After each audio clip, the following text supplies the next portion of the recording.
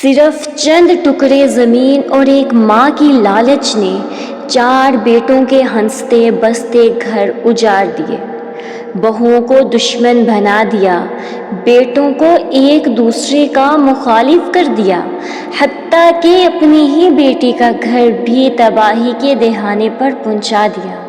مگر جب حقیقت سامنے آئی تب تک بہت دیر ہو چکی تھی۔ آخر اس ماں نے ایسا کیا کیا تھا کہ اس کی اپنی اولاد بھی اس سے نفرت کرنے لگی؟ پوری کہانی سن کر شاید آپ کی آنکھیں بھی نم ہو جائیں۔ گاؤں کے ایک بڑے اور خوشحال گھر میں زینب نام کی ایک عورت رہتی تھی۔ چند سال پہلے اس کے شوہر کا انتقال ہو چکا تھا، مگر جاتے جاتے وہ اپنے پیچھے کافی زمین، باغات، ایک بڑا گھر اور کئی دکانیں چھوڑ گیا تھا۔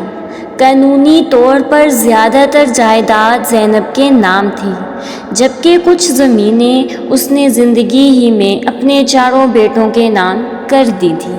زینب کے لیے یہی جائیداد اس کی سب سے بڑی طاقت تھی۔ وہ ہر وقت یہی سوچتی رہتی کہ اگر اس کے بیٹے اپنی بیویوں کے زیادہ قریب ہو گئے تو کہیں وہ ان کے کہنے پر زمینیں نہ بیچ دے یا ان میں سے حصہ نہ مانگ لیں۔ یہی خوف آہستہ آہستہ اس کی سوچ کو زہر بنا گیا۔ زینب کے 4 بیٹے تھے، حارث، فہد، ساجد اور نعمان۔ چاروں شادی شدہ تھے اور ایک ہی صحن والے بڑے گھر میں الگ الگ کمروں میں رہتے تھے۔ شروع میں گھر میں بہت محبت تھی، بہویں بھی ایک دوسرے کو بہنوں کی طرح مانتی تھیں اور 4 بھائی ایک دوسرے پر جان چھڑکتے تھے۔ زینب کی ایک بیٹی بھی تھی، مریم، جس کی شادی ایک اچھے اور عزت دار گھرانے میں ہوئی تھی۔ مریم اکثر اپنی ماں سے ملنے آتی اور سب کے ساتھ ہنسی خوشی وقت گزارتی۔ وقت گزرتا گیا مگر زینب کے دل کا خوف بڑھتا گیا۔ وہ ہر وقت بہوؤں کی باتوں پر نظر رکھتی۔ اگر کوئی بہو اپنے شوہر سے ہنس کر بات کرتی تو زینب کے دل میں فوراً خیال آتا کہ ضرور یہ اسے اپنے قابو میں کر رہی ہے۔ اگر کوئی بیٹا اپنی بیوی کے لیے کوئی تحفہ لے آتا تو زینب سارا دن ناراض رہتی۔ وہ موقع ملتے ہی اپنے بیٹے کو الگ لے جا کر کہتی، آج کل تمہاری دنیا صرف تمہاری بیوی رہ گئی ہے، کل کو یہی تمہیں کہے گی کہ زمین بیچ دو، پھر تمہارے پاس کچھ نہیں بچے گا۔ شروع میں بیٹے ماں کی باتوں کو زیادہ اہمیت نہیں دیتے تھے، مگر روز روز ایک ہی قسم کی باتیں سن کر ان کے دلوں میں بھی شکوہ پیدا ہونے لگا۔ زینب کبھی ایک بہو کی بات دوسری کے سامنے بڑھا چڑھا کر بیان کرتی، کبھی ایک بھائی کے بارے میں دوسرے بھائی کے کان بھر دیتی۔ وہ جان بوجھ کر چھوٹی چھوٹی باتوں کو بڑا مسئلہ بنا دیتی تاکہ گھر کا سکون ختم ہو جائے اور سب اس کے محتاج رہیں۔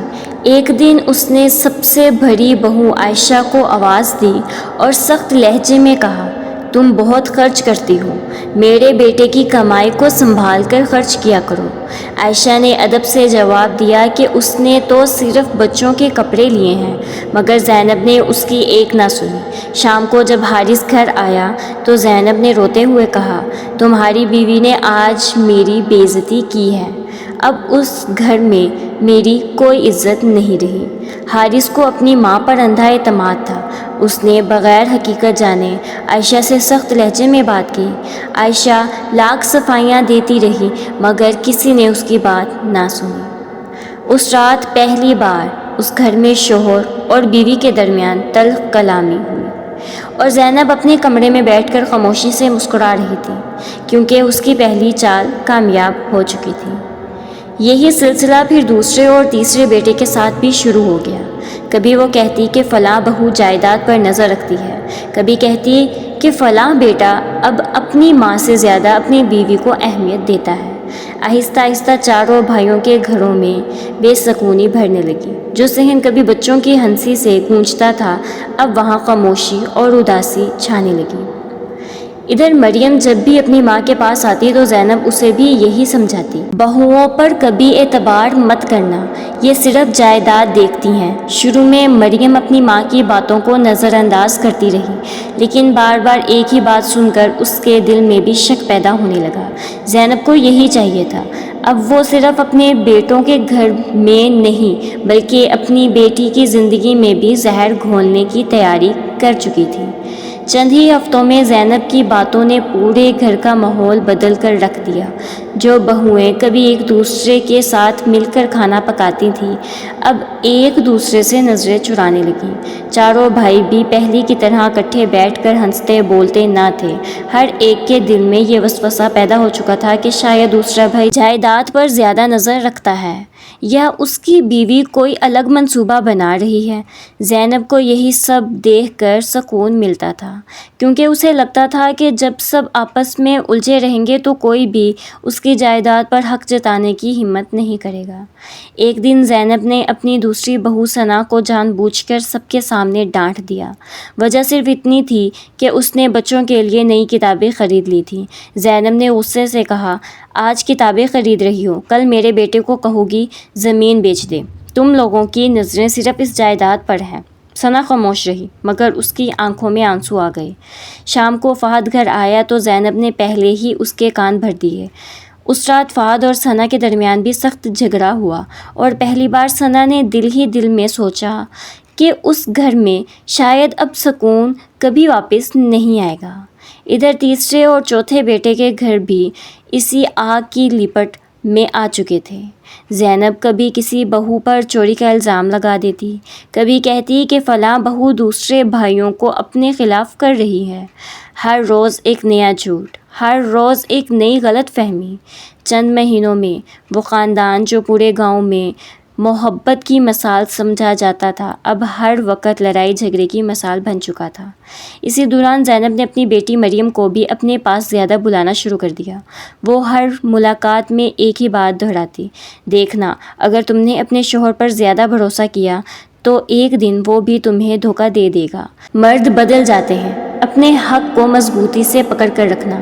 مریم شروع میں ہنس کر ٹال دیتی، مگر مسلسل یہی باتیں سن سن کر اس کے دل میں بھی اپنے شوہر کے لیے بدگمانی پیدا ہونے لگی۔ اس نے معمولی باتوں پر اپنے شوہر سے بحث کرنا شروع کر دی۔ گھر کا سکون وہاں بھی ختم ہونے لگا۔ ایک دن معمولی سی بات پر مریم اپنے شوہر سے ناراض ہو کر میکے آ گئی۔ زینب نے اسے سمجھانے کے بجائے کہا، میں تو پہلے ہی کہتی تھی مردوں پر کبھی اعتبار نہیں کرنا، ابھی یہیں رہو، اسے خود آ کر منتیں کرنے دو۔ مریم نے بھی غصے میں یہی فیصلہ کر لیا۔ چند دن بعد اس کا شوہر اسے لینے آیا، مگر زینب نے اس کے ساتھ ایسا سرد رویہ اختیار کیا کہ وہ خاموشی سے واپس چلا گیا۔ اس دن پہلی بار مریم کے سسرال والوں کو بھی محسوس ہوا کہ اصل مسئلہ مریم نہیں بلکہ اس کی ماں ہے۔ اب زینب نے ایک اور خطرناک منصوبہ بنایا۔ اس نے مریم کو اپنے ساتھ ملا لیا۔ دونوں مل کر کبھی ایک بہو کے خلاف باتیں کرتی، کبھی دوسری کے خلاف۔ مریم بھی اپنی ماں کی باتوں میں آ کر یہی سمجھنے لگی کہ اگر بہوئیں الگ ہو گئی تو جائیداد محفوظ رہے گی۔ وہ بھائیوں کو الگ الگ سمجھاتی، بھابیاں تمہیں ماں سے دور کر رہی ہیں۔ دوسری طرف بہوؤں سے کہتی، دیکھ لینا یہ لوگ کبھی تمہیں اس گھر کا حصہ نہیں مانیں گے۔ غلط فہمیاں اس حد تک بڑھ گئیں کہ ایک ہی چھت کے نیچے رہنے والے لوگ ایک دوسرے سے بات کرنا بھی پسند نہیں کرتے تھے۔ لیکن ہر جھوٹ کی ایک نہ ایک دن حقیقت سامنے آتی ہے۔ ایک شام سب سے چھوٹے بیٹے نعمان نے اتفاق سے اپنی ماں اور مریم کی گفتگو سن لی۔ وہ دونوں ہنستے ہوئے کہہ رہی تھیں، اگر یہ سب آپس میں لڑتے رہیں گے تو کبھی بھی جائیداد تقسیم کرنے کی بات نہیں کریں گے۔ یہ الفاظ نعمان کے دل پر بجلی بن کر گرے۔ اسے پہلی بار احساس ہوا کہ جس ماں کی باتوں پر وہ ہمیشہ یقین کرتا رہا، شاید انہی باتوں نے خاندان کو تباہی کے کنارے لا کھڑا کیا ہے۔ نعمان نے خاموش رہنے کے بجائے فیصلہ کیا کہ اب سچ سب کے سامنے لانا ہوگا، چاہے اس کے لیے اسے اپنی ہی ماں کے خلاف کیوں نہ کھڑا ہونا پڑے۔ نعمان پوری رات سو نہ سکا۔ اسے بار بار اپنی ماں اور بہن کی وہ باتیں یاد آ رہی تھیں جنہوں نے اس کی آنکھوں سے پردہ ہٹا دیا تھا۔ صبح ہوتے ہی اس نے اپنے تینوں بھائیوں کو ایک بہانے سے گھر کے صحن میں اکٹھا کیا۔ پہلے تو کسی نے اس کی بات پر یقین نہ کیا، کیونکہ سب کے دلوں میں ایک دوسرے کے خلاف پہلے ہی زہر بھر چکا تھا۔ مگر جب نعمان نے تفصیل سے بتایا کہ اس نے اپنی ماں اور مریم کی گفتگو خود سنی ہے تو سب خاموش ہو گئے۔ حارث نے گہری سانس لیتے ہوئے کہا، اگر یہ سچ ہے تو ہم نے اپنی بیویوں کے ساتھ بہت بڑا ظلم کیا ہے۔ چاروں بھائیوں نے اسی دن فیصلہ کیا کہ اب وہ کسی کی بات پر یقین کرنے کے بجائے ہر بات کی حقیقت خود جانیں گے۔ انہوں نے اپنی بیویوں کو بھی ایک جگہ بلایا اور پہلی بار سب نے کھل کر ایک دوسرے سے گفتگو کی۔ باتوں ہی باتوں میں ایک غلط فہمی کا پردہ اٹھنے لگا۔ عائشہ نے بتایا کہ اس نے کبھی اپنی ساس کی بے عزتی نہیں کی تھی۔ ثنا نے بتایا کہ اس نے کبھی جائیداد کا ذکر تک نہیں کیا۔ باقی دونوں بہوؤں نے بھی اپنی اپنی صفائیاں دیں، اور حیرت کی بات یہ تھی کہ ہر جھگڑے کی جڑ ایک ہی شخص نکل رہی تھی، زینب۔ اسی دوران مریم بھی وہاں آ گئی۔ جب بھائیوں نے اس سے سچ پوچھا تو وہ پہلے انکار کرتی رہی، لیکن پھر نعمان نے وہ تمام باتیں دہرا دیں جو اس نے اپنی ماں کے ساتھ سنی تھی۔ مریم کی ہمت جواب دے گئی، اس کی آنکھوں سے آنسو بہنے لگے اور اس نے روتے ہوئے سب کچھ سچ سچ بتا دیا۔ اس نے اعتراف کیا کہ وہ اپنی ماں کی ہر بات کو درست سمجھتی رہی، اسی لیے اس نے بھی کئی بار اپنی بھائیوں اور بھابھیوں کے درمیان غلط فہمیاں پیدا کی۔ اس نے یہ بھی بتایا کہ اسی سوچ کی وجہ سے اس کا اپنا گھر بھی ٹوٹنے کے قریب پہنچ گیا تھا۔ یہ سب باتیں زینب نے اپنے کمرے کے دروازے سے سن لی۔ پہلی بار اسے محسوس ہوا کہ جن لوگوں کو وہ جائیداد کی حفاظت کے لیے ایک دوسرے سے لڑاتی رہی، وہی لوگ آج اس کی وجہ سے ٹوٹ چکے ہیں۔ وہ آہستہ آہستہ چلتی ہوئی صحن میں آئی۔ اس کے چہرے پر پہلے والا غرور نہیں تھا، اس کی آنکھوں میں صرف شرمندگی تھی۔ وہ سب کے سامنے کھڑی ہوئی اور روتے ہوئے بولی، مجھے معاف کر دو، میں نے یہ سب صرف اس خوف میں کیا کہ کہیں میری جائیداد مجھ سے نہ چھن جائے۔ مجھے لگتا تھا کہ بہوئیں میرے بیٹوں کو مجھ سے دور کر دیں گی۔ میں نے چند ٹکڑے زمین بچانے کی کوشش میں اپنے ہی گھر کا سکون چھین لیا۔ چاروں بیٹے خاموش کھڑے رہے، کسی کے پاس جواب نہیں تھا۔ زینب نے ایک ایک بہو کے سامنے جا کر معافی مانگی۔ اس نے مریم کا ہاتھ پکڑا اور کہا، بیٹی، میں نے تمہاری زندگی میں بھی زہر گھولا۔ اگر آج تمہارا گھر ٹوٹ جاتا تو اس کی ذمہ دار صرف میں ہوتی۔ مریم روتی ہوئی فوراً اپنے شوہر کے پاس گئی۔ اس نے اپنی غلطیوں کا اعتراف کیا اور معافی مانگی۔ اس کا شوہر ایک سمجھدار انسان تھا۔ اس نے کہا، رشتے انا سے نہیں، معافی سے بچتے ہیں۔ اگر تمہیں اپنی غلطی کا احساس ہو گیا ہے تو میں بھی سب کچھ بھولنے کو تیار ہوں۔ یوں مریم کا گھر بھی دوبارہ آباد ہو گیا۔ چند دن بعد زینب نے ایک ایسا فیصلہ کیا جس نے سب کو حیران کر دیا۔ اس نے تمام بیٹوں اور بہوؤں کو اپنے پاس بلایا اور کہا، آج سے میرے لیے جائیداد کی کوئی حیثیت نہیں، اصل دولت تم سب ہو۔ پھر اس نے وکیل کو بلا کر تمام معلومات انصاف کے ساتھ طے کر دیے تاکہ آئندہ کبھی جائیداد کی وجہ سے کسی کے دل میں شک پیدا نہ ہو۔ اس نے یہ بھی لکھوا دیا کہ کوئی بھی فیصلہ سب کی رضامندی سے ہوگا۔ وقت گزرتا گیا اور وہی گھر جو کبھی ہر وقت جھگڑوں سے گونجتا تھا، دوبارہ ہنسی کی آوازوں سے بھر گیا۔ بہوئیں پہلے کی طرح ایک دوسرے کا ساتھ دینے لگیں، بھائیوں کے درمیان محبت واپس آ گئی، اور زینب بھی اب ہر روز اپنے رب سے یہی دعا مانگتی کہ کسی ماں کو کبھی جائیداد کا ایسا غرور نصیب نہ ہو۔ جائیداد انسان کو سہارا دے سکتی ہے لیکن محبت نہیں خرید سکتی۔ جب لالچ رشتوں پر غالب آ جائے تو گھر دیواروں کا ڈھانچہ رہ جاتا ہے، خاندان نہیں۔